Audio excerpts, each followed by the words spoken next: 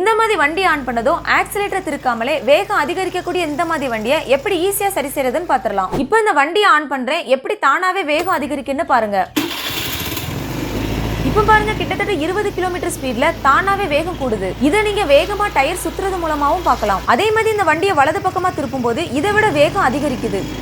சிலர் இதுல ஆக்சிலேட்டர்ல உள்ள கேபிள் தான் பிரச்சனைன்னு மாத்துவாங்க. ஆனா ஆக்சிலேட்டரோட கேபிள் நல்லா தான் இருக்கு. இப்போ இந்த ஆக்சிலேட்டர் திருக்கிட்டு விட்டோம்னா வேகமாவே பழைய நிலைக்கு வருது. அதனால இந்த ஆக்சிலேட்டரோட கேபிள்ல எந்த ஒரு பிரச்சனையும் இல்லைன்னு உறுதியாயிட்டு, அதனால கேபிளை மாத்தாமலே இதை ஈஸியா சரி பண்ண இதுல நம்ம பாக்குற இந்த ரப்பர் பகுதியை சுத்தி சுத்தி பின்னாடி தள்ளிடலாம். சில வண்டியில ஈஸியா வந்துரும். இந்த மாதிரி சில வண்டியில கொஞ்சம் டைட்டா பிடிச்சிருக்கும். அதை சுத்தி சுத்தி கொஞ்சமா அழுத்தி பின்னாடி தள்ளிருங்க.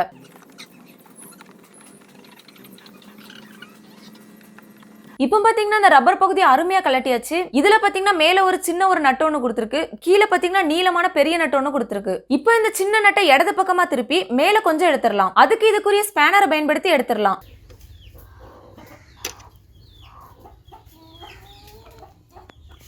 அடுத்ததா கீழே இருக்க நீளமான பெரிய நட்டையும் இடது பக்கமா திருப்பி அதே மாதிரி மேல் நோக்கி கொண்டு வந்துடலாம். இப்படி 2 நட்டையும் மேல் நோக்கி கொஞ்சமா திருக்கி கொண்டு வந்ததும் ஆக்சிலேட்டர் இந்த மாதிரி கொஞ்சமா திருக்கும் போதே 3-4 mm லூஸா இருக்கணும். இப்ப பாருங்க, ஆக்சிலேட்டர் கொஞ்சமா லூஸா இருக்கு. இந்த நிலையில வண்டி ஆன் பண்ணி வண்டியோட வேகம் தானாவே அதிகரிக்கிறது சரியாயிட்டான்னு செக் பண்ணிடலாம். இப்ப பாருங்க, வண்டியோட வேகம் அதிகரிக்காம நார்மலா தான் வண்டியோட சத்தம் கேக்குது. டயரும் பாருங்க கொஞ்சம் கூட சுத்தல. அதே மாதிரி வண்டியை வலது பக்கமா திருப்பி ரேஸ் ஆகுதான்னு செக் பண்ணிடலாம். இப்ப பாருங்க, கொஞ்சம் கூட வண்டியோட வேகம் அதிகரிக்கல.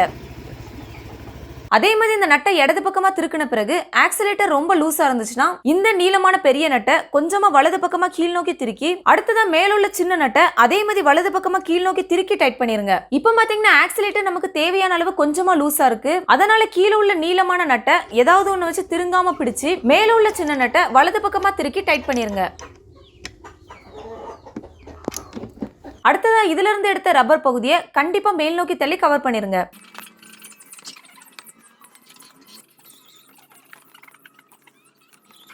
இந்த நட்டுக்கு மேல இதை எதுக்கு கவர் பண்ணிருக்காங்கன்னா இதுக்குள்ள தண்ணி இறங்காம இருக்கு. இப்படி எல்லாம் டைட் பண்ணி கவர் பண்ணதும் கடைசியா ஒரு நேரம் ஸ்டார்ட் பண்ணி செக் பண்ணிடலாம்.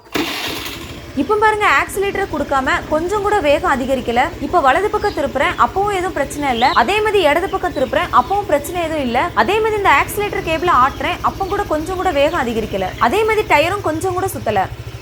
ஒருவேளை தானாவே வேகம் அதிகரிக்கிற பிரச்சனை உள்ள வண்டி ஓட்டினீங்கன்னா கண்டிப்பா உங்களுக்கு பெட்ரோல் கூடுதலா செலவாகும். அதே மாதிரி வண்டியை திருப்பும் போது வண்டியோட வேகம் கூடுதலா அதிகரிச்சு விபத்து ஏற்பட வாய்ப்பு இருக்கு. அதனால வண்டி தானாவே ரேஸ் ஆச்சுன்னா கண்டிப்பா சரி பண்ணிருங்க. இது இந்த வண்டியில மட்டும் இல்ல, சாதாரணமா எல்லா பைக்லயுமே நாளாக சில வண்டியில இந்த பிரச்சனை வரும். அதனால பைக்ல உள்ள ஆக்சிலேட்டர் கொஞ்சமா அந்த மாதிரி லூஸா இருக்கிற மாதிரி பாத்துக்கோங்க. அப்படி கொஞ்சமா லூஸா இருந்தாதான் வண்டியை திருப்பும் போது தானாவே ரேஸ் ஆகாது.